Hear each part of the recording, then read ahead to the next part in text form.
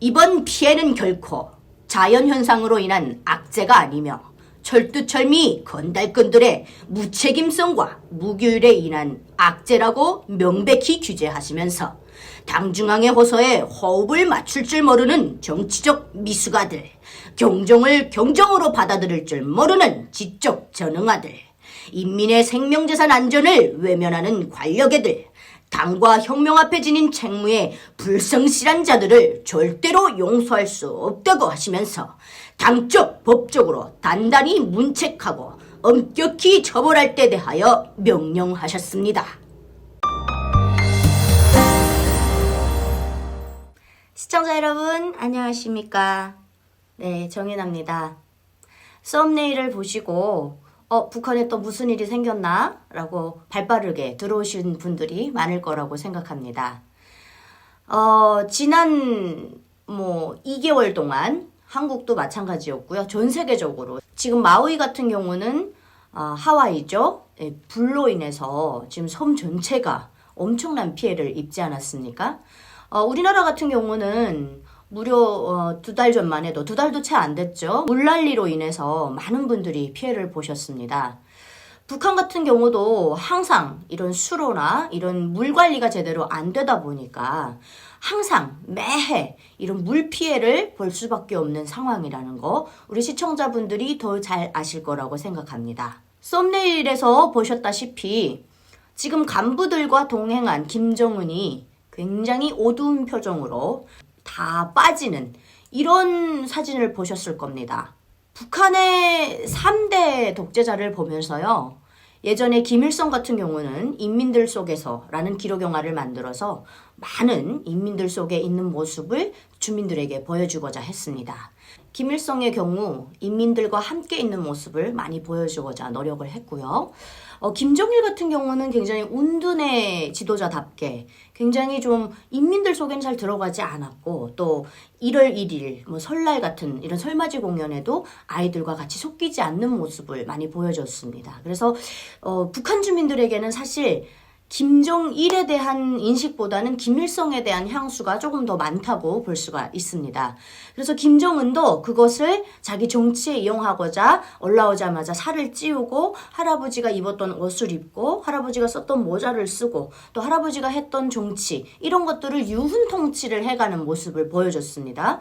물론 김일성이 살아있을 때 늘 주민들에게 했던 얘기가 이 밥에 고깃국을 먹이고 비단 옷에 기와집에 살게 하겠다. 이게 이제 그의 목표였는데 이루지 못하고 죽었고요. 또 김정일 같은 경우도 유훈 통치였습니다. 김일성이 얘기했던 것을 그대로 이어받아서 이어가는 정치, 즉 유훈 통치 이렇게 얘기를 했었는데 물론 이 밥의 고깃국은 이루어지지 않았고요. 오히려 정말 많은 사람들이 고난의 행군과 미공급 사태를 겪으면서 굶어 죽어나가는 이런 일을 겪게 됐습니다. 그런데 지금 김정은 정권에 와서 2023년이 예사롭지 않습니다, 여러분. 이 조짐이 좀 이상한데요. 지금 압록강 철교가 연결이 됐습니다. 그래서 체육단도 가고 이렇게 버스가 왔다 갔다 하는 모습도 보여지는데요. 지난 3년 동안 북한은 코로나 바이러스의 극도의 공포감을 느끼면서 김정은은 아주 꽁꽁 닫아맨 그야말로 거대한 감옥 속에 주민들을 가둬놓고 아무 밀수도 어떤 무역도 못하게 했습니다. 그러다 보니까 국가 경제도 말이 아니게 한심해졌지만 밀수를 통해서 그나마 먹고 살던 주민들 실생활까지도 굉장히 열악해졌거든요. 그래서 이러한 것 때문에 지금 오히려 북한에서 20년 전의 상황처럼 아사자가 속출하고 있다라는 내용의 뉴스들을 많이 접하셨을 겁니다. 그런데 지금 이번에 김정은이 이러한 평안도에 어떠한 이제 바다를 가르막아서 간척지를 개간을 해서 거기에다가 논밭을 만들었는데 여기가 이제 관리들이 제대로 관리를 못하다 보니까 뚝이 터져서 지금 소금물, 염기가 있는 물이 논밭으로 들어가다 보니까 이제 벼가 이삭을 이렇게 물었는데 지금 다 논밭을 버리게 생긴 것이죠. 그래서 지금 김정은이 굉장히 극대노한 상태에서 현장을 방문해가지고 자기의 이렇게 하반신이 논밭에 물에 다 빠지게끔 이렇게 들어가가지고 간부들과 함께 그 자리에서 김덕훈 내각 총리에 대해서 신랄한 비판을 했고요. 이 내각에 대한 대대적인 숙청이 이뤄질 거라는 예고를 했습니다. 여기에서 김정은은 굉장히 정말 우리나라에서는 대놓고 뉴스나 이런 데서 쓰지 않는 정말 강도 높은 발언들을 했는데요. 제가 이쯤에서 리춘희 아나운서만큼은 아니겠지만 그가 얼마나 화가 났는지 리춘희 아나운서의 입을 빌려서 어떤 얘기를 했는지 여러분들께 잠깐 한번 보여드리도록 하겠습니다. 이번 피해는 결코 자연현상으로 인한 악재가 아니며 철두철미 건달꾼들의 무책임성과 무교율에 인한 악재라고 명백히 규제하시면서 당중앙의 호소에 호흡을 맞출 줄 모르는 정치적 미숙아들, 경종을 경종으로 받아들일 줄 모르는 지적 전응아들, 인민의 생명재산 안전을 외면하는 관력애들, 당과 혁명 앞에 지닌 책무에 불성실한 자들을 절대로 용서할 수 없다고 하시면서 당적 법적으로 단단히 문책하고 엄격히 처벌할 때 대하여 명령하셨습니다. 철두철미 건달꾼들의 무책임성과 무교율에 의한 인재라고 명백히 규제하시면서 당중앙의 호소에 호흡을 맞출 줄 모르는 정치적 미숙아들, 경종을 경종으로 받아들일 줄 모르는 지적 전응아들, 인민의 생명재산 안전을 외면하는 관료배들, 당과 혁명 앞에 지낸 책무에 불성실한 자들을 절대로 용서할 수 없다고. 당중앙위원회 조직지도부와 교율조사부, 국가검열위원회와 중앙검찰서가 책임 있는 기관과 당사자들을 색출하여 당적 법적으로 단단히 문책하고 엄격히 처벌할 때 대하여 명령하셨습니다. 라고 얘기를 했습니다.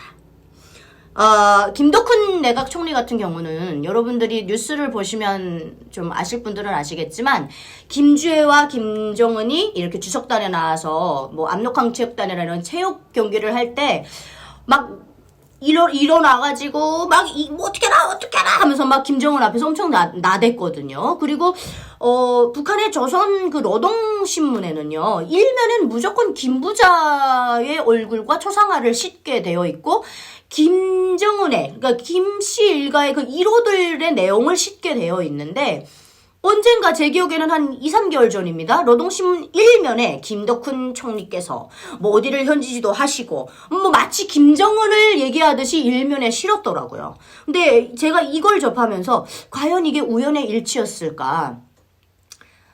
장성택을 처형을 할 때 김정은이 2년을 준비를 했습니다. 2년을. 네. 북한에 있는 휴민트를 통해서 알아본 결과 김정은은 이 장성택의 파워를 격가지를 하나하나 치면서 장성택을 처형할 때까지 근 2년간을 아주 자기의 그 의도를 숨기고 아주 은밀하게 그 작업을 진행했다고 합니다.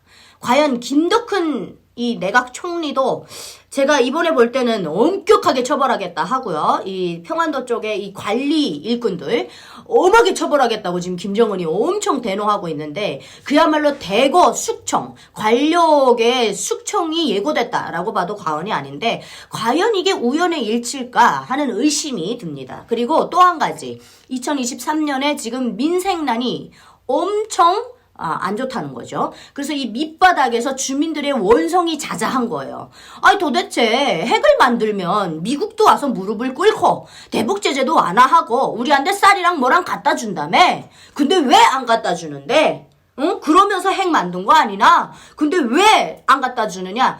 밑에서 계속 들고 올라오는 것이죠. 핵을 만들어서 우리가 못 살게 되고 핵 만들면 미국도 갖다 주고 남조선 괴뢰도당들도 와서 무릎을 꿇고 막 이렇게 지금 선전을 했단 말이죠.